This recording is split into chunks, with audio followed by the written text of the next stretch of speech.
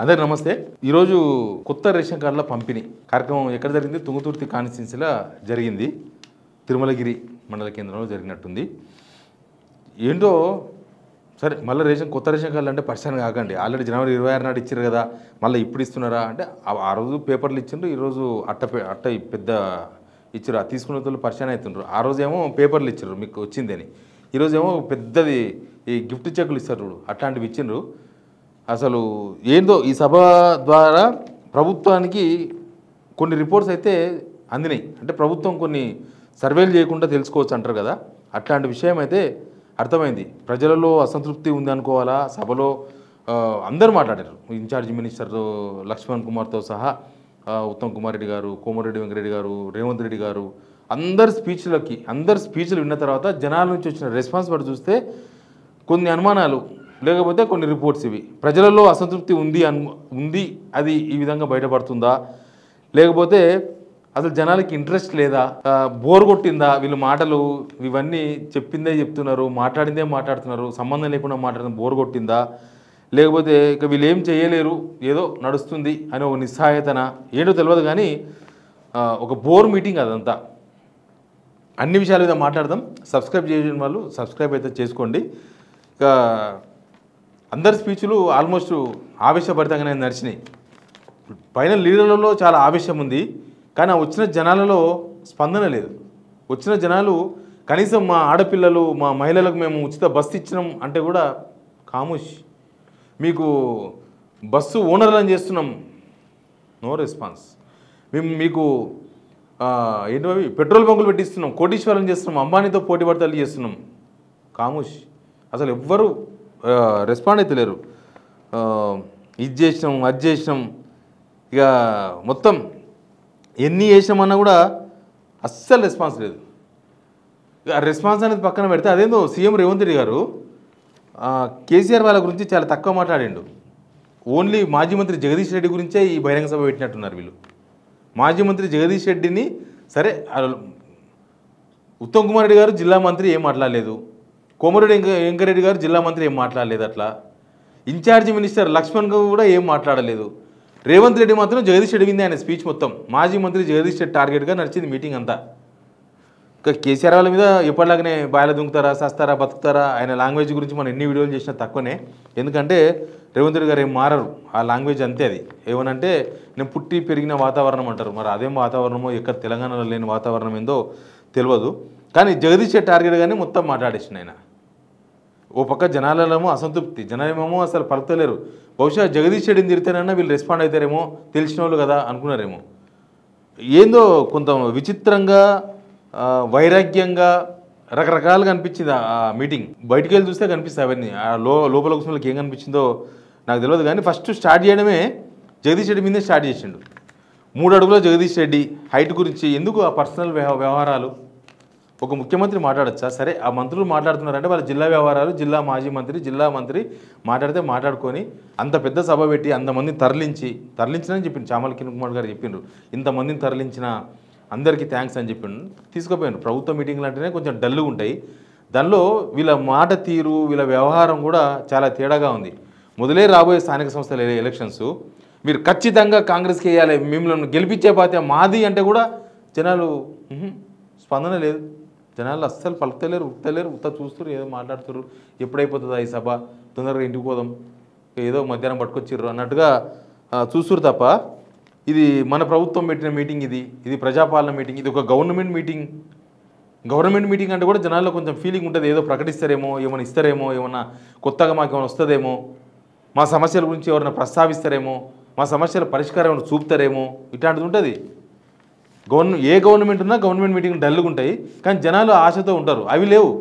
ఆడిపోయి కూడా గవే తిట్లు, గవే వ్యవహారాలు మాట్లాడితే ఎట్లుంటుంది అంటే గట్లుంటుంది. ఒకసారి జగదీష్ రెడ్డి గురించి బాడీ షేమింగ్ అంటారు చూడు, రేవంత్ రెడ్డి గారు బాడీ షేమింగే చేసిండ్రు.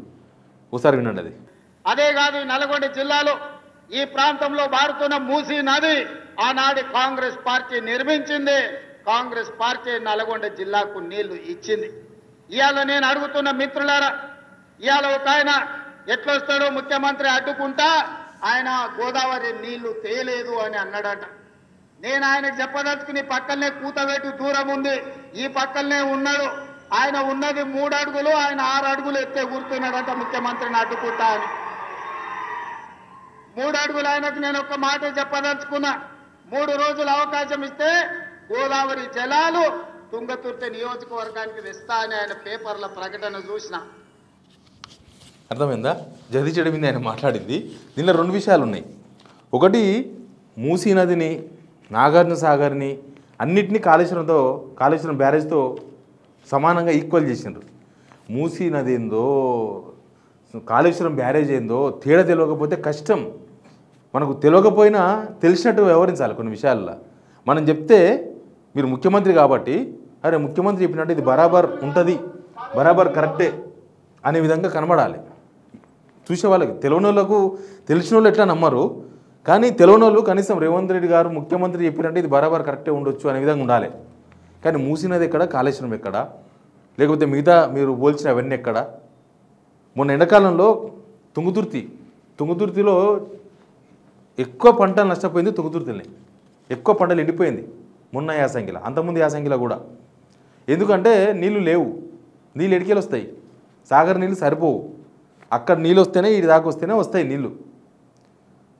మరి అవి కాళేశ్వరం నీళ్ళు కావచ్చు, ఏమైనా నీళ్ళు కావచ్చు, ఏదో ఒక నీళ్ళు అయితే గవర్నమెంట్ ఇవ్వాలి కదా, ఇవ్వలేకపోయింది. గవర్నమెంట్ ఫెయిల్ అయింది. అక్కడ రైతులు తిట్టి వదిలేసుకున్నారు పంటలు పోతే పోనని. ఇక జగదీష్ రెడ్డి గురించి బాడీ షేమింగ్, 3 అడుగులు 6 అడుగులు మమ్మల్ని అడ్డుకుంటారని అంట. ప్రభుత్వ కార్యక్రమాలు అడ్డుకోవడం తప్పు, ఎందుకు అడ్డుకోవాలి? ఎవరైనా కూడా ఆయన అడ్డుకున్నట్టు ఎక్కడ స్టేట్మెంట్ ఉందో నాకు తెలియదు. కానీ ఆయన అన్నది ఏంటంటే 3 రోజులు టైం ఇస్తే మేము కాళేశ్వరం బాగా చేసి నీళ్ళు ఇస్తామని చెప్పిండు. బహుశా అది మనసులో పెట్టుకొని మాట్లాడిండేమో ఆయన. ఇంకా చాలా ఉన్నాయి, సన్నాసి గవి గివి వినండి అది కూడా. ఎందుకంటే ఆయన మాట్లాడినప్పుడు ఒక ముఖ్యమంత్రి ఎట్లా మాట్లాడిండో చూపించే బాధ్యత, చెప్పే బాధ్యత కూడా ఒక జర్నలిస్ట్గా నా పైన ఉంటుంది. కాబట్టి అవి వినకూడని మాటలైనా మీరు వినాల్సిందే. గోదావరి జలాలతోని ఈ ప్రాంత భూములను ఎందుకు తడపలేదు అని నేను అడుగుతున్నా. అందుకే ఆయనకు చెప్పదలుచుకున్నా, అయ్యా గ్లాసులో సోడా పోసినట్టు కాదు గోదావరి జలాలు తుంగతుర్తికి తేవడం అంటే. నీకు తెలిసిన విద్య ఒక్కటే, దొరగారి ముందల చేతులు కట్టుకొని గ్లాసులో సోడా పోయడమే, కానీ నీకు తెలిసిన విద్య అంతకంటే లేదు. నీ ఊరు మండలం చేసుకున్నావు, మండల ఆఫీసర్లో తెచ్చుకున్నావు. అర్థమైంది కదా? కేసీఆర్ సోడా అన్ని విషయాలు మాట్లాడుతున్నారు రేవంత్ రెడ్డి గారు. నేను దాని గురించి ఏం కామెంట్ చేయను, ఎందుకంటే ఆ లాంగ్వేజ్ల గురించి ఈ మధ్య సమర్థించుకుంటున్నారు. ఇంకా ఈ లాంగ్వేజ్ మాట్లాడితేనే పెద్ద పొలిటీషియన్స్ అవుతామని కొంతమంది మాట్లాడుతున్నారు. ఇంకా ముఖ్యమంత్రి గారే మాట్లాడుతున్నాక మా చిన్న లీడర్లు ఏమున్నదని చెప్పేసి ఈ మధ్య అడ్డదినంగా మాట్లాడుతున్నారు. ఇంకా ముఖ్యమంత్రి మాట్లాడితే దిక్కులేనప్పుడు చిన్న లీడర్లు ఏముంటుంది, ఆదర్శంగా తీసుకున్నట్టున్నారు కొంతమంది. కాబట్టి రేవంత్ రెడ్డి గారి స్పీచ్ మీద జనమే మీరే స్పందించాల్సి వస్తుంది, మీరే స్పందించండి. ఇక ఆయనకు ప్రశ్నలు వేసిండ్రు, మీకు ఉచిత బస్సు ఇస్తున్నాం మీరు హ్యాపీనా కాదా అన్నాడు. లేదు, ఎవరు మాట్లాడరు, స్పందన ఉండదు, హ్యాపీ అంటే ఉండదు, ఏముండదు. ఇక కరెంట్ ఇస్తున్నామన్నాడు, జనాల నుంచి నో రెస్పాన్స్. సిలిండర్ ఇస్తున్నామన్నాడు, జనాల నుంచి నో రెస్పాన్స్. అదిగో చూడండి ఒకసారి. 3,10,00,000 మంది దాదాపుగా ఇవాళ సన్న బియ్యం తింటున్నారు అని అంటే కాంగ్రెస్ పార్టీ ఇందిరమ్మ రాజ్యంలో మనం తీసుకున్న నిర్ణయాలు. ఇవాళ ఇదే కాదు, రైతులే కాదు, రుణాలు ఇప్పించడమే కాదు, ఇవాళ ఆర్టీసీ బస్సుల్లో మీకు ఉచిత ప్రయాణం ఏర్పాటు చేస్తే ఒకనాడు అమ్మగారి ఇంటికి వెళ్ళాలన్నా, అమ్మవారిని దర్శించుకోవాలన్నా ఇంటి ఆయన దగ్గర చేయి ఆపే పరిస్థితి. ఇవాళ మా అక్కలు చెప్పాలి, ఆ ఇంటి ఆయన పని మీద బాయికాడిపోతే అక్క అమ్మగారి ఇంటికి పోయి అమ్మని చూసి మళ్ళీ ఇంటికి వచ్చేటట్టు ఉంది. చెయ్యి ఆపితే బస్సు ఆగుతుంది. బస్సులలో ఏ బస్సు ఎక్కినా ఉచితంగా మిమ్మల్ని తీసుకెళ్తున్నారు కదా. ఇది ఇందిరమ్మ రాజ్యంలోనే సాధ్యమైంది, స్వతంత్రం వచ్చినప్పటి నుంచి. కానీ బాగా చేస్తున్నారు, ఉచిత బస్సు కూడా మంచిగా ఉంది అనే సంకేతమా, దాంతో మాకేం ఉపయోగం అన్న సంకేతమా, లేకపోతే ఇది మాకు ఉపయోగపడతలేదన్న సంకేతమా? అదొక్కటే కాదు, ఇంకా మొత్తం దండకం ఉంటుంది. ఆ దండకం మొత్తం కూడా అట్లే ఉంటుంది. ఇంకా మధ్యలో కేసీఆర్ వాళ్ళను మర్చిపోతారు. ఎట్లా కేసీఆర్ వాళ్ళు మర్చిపోరు కదా. 1,00,000 కోట్లు మింగి తెలంగాణ దోచుకున్నారు, ఉరేద్దాం, ఇవన్నీ చాలా ఉన్నాయి విషయాలు. అది కూడా ఒకసారి వినండి. 10 ఏళ్ళు వాళ్ళ చేతుల్లోనే ఉన్నది. 20 లక్షల కోట్లు చంద్రశేఖరరావు చేతికి వచ్చినాయి. 1,00,000 కోట్లు పెట్టి కట్టిన కాళేశ్వరం ఇవాళ కూలేశ్వరం అయిపోయింది. కట్టింది కూలింది 3 ఏళ్లలోనే అయిపోయింది. వెనకకెవడో బుద్ధిమంతుడంట, పందిరేస్తే కుక్కతోక తలిగి కూలిపోయిందంట. చంద్రశేఖరరావు కట్టిన కాళేశ్వరం 3 ఏళ్లలో కూలేశ్వరం అయింది. నేను అడుగుతున్న ఇవాళ ఈడికి వచ్చిన వాళ్ళని, ఇంజనీర్లను, తెలంగాణ మేధావులను ఆలోచన చేయండి. 60-70 ఏళ్ల కింద మేము కట్టిన నాగార్జున సాగర్ ఎట్లుంది, మేము కట్టిన మూసీ నది ఎట్లుంది, మేము కట్టిన శ్రీశైలం ఎట్లుంది, మేము కట్టిన శ్రీరామ్ సాగర్ ఎట్లుంది, మేము కట్టిన కల్వకుర్తి ఎట్లుంది, భీమా ఎట్లుంది, నెట్టంపాడు ఎట్లుంది, కోయిల్ సాగర్ ఎట్లుంది, జూరాల ప్రాజెక్ట్ ఎట్లుంది. మాట్లాడదామా, చర్చ చేద్దామా? నాగార్జున సాగర్ కట్ట మీద మేం కట్టింది ఎట్లుందో, మీరు కట్టిన మేడిగడ్డ సుందిల్ అన్నారం పోదామా? ఆడనే కూలిన కూలేశ్వరం కాడ మిమ్మల్ని ఉరి తీసిన తప్పు లేదు. మీరు కట్టుడు 1,00,000 కోట్లు మింగి తెలంగాణ ధనాన్ని దోసుకుని ఇవాళ 3 అడుగులైన ఆనాడు ఎట్లుండే. అర్థమైందా? ఇంతకుముందు చెప్పినట్లు మూసీని దాన్ని దీన్ని కాళేశ్వరంతో కలపడం అంటేనే మనకు ఆ సబ్జెక్ట్ లేదు అనేది జనాలకు ఈజీగా అర్థం చేసుకోవచ్చు. ఎందుకంటే చాలామంది అంతా నేర్చుకున్నారు. మనం నేర్చుకోకపోతే వెనకబడిపోతాం. ఇంకా ఉరి తీయాలి కేసీఆర్ని బహుశా ఉరి తీయాలి, అక్కడ పోయి మేడిగడ్డ దగ్గర ఉరి తీయాలంట. ఏం మాట్లాడతారో అదొక గవర్నమెంట్ ప్రోగ్రామ్ అని చెప్పుకుంటూనే దానిలో ఏం మాట్లాడుతున్నారో ఏం చేస్తున్నారో కూడా అర్థమైతే లేదు. ఇక లాస్ట్కి ఒక్క వీడియో చూద్దాం, చూసినాక సమర్పిద్దాం. లాస్ట్ వీడియో ఏంటంటే 10 సంవత్సరాలు మనమే ఉంటున్నాం గవర్నమెంట్లో అంటే కూడా జనాల నుంచి నో రెస్పాన్స్. జనాల నుంచి రెస్పాన్స్ రావాలి. 10 ఏళ్ళు ఉన్నంటే జనాలు ఈలలు కొట్టాలి. అసలు మీ గవర్నమెంట్ పైన జనాలకు ఏమాత్రం నమ్మకం ఉన్నా సౌండ్ రావాలి.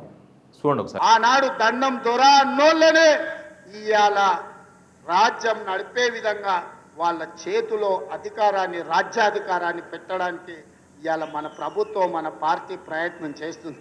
ఈ ప్రయాణం 10 సంవత్సరాలు ఆగకుండా సాగాల్సిందే. మీ ఆశీర్వాదం ఉండాల్సిందే. జనాల నుంచి రెస్పాన్స్ లేదు. మరి రేవంత్ రెడ్డి గారు చెప్తుంటే చాలా జాగ్రత్తగా వింటున్నారు అనుకోవాలా?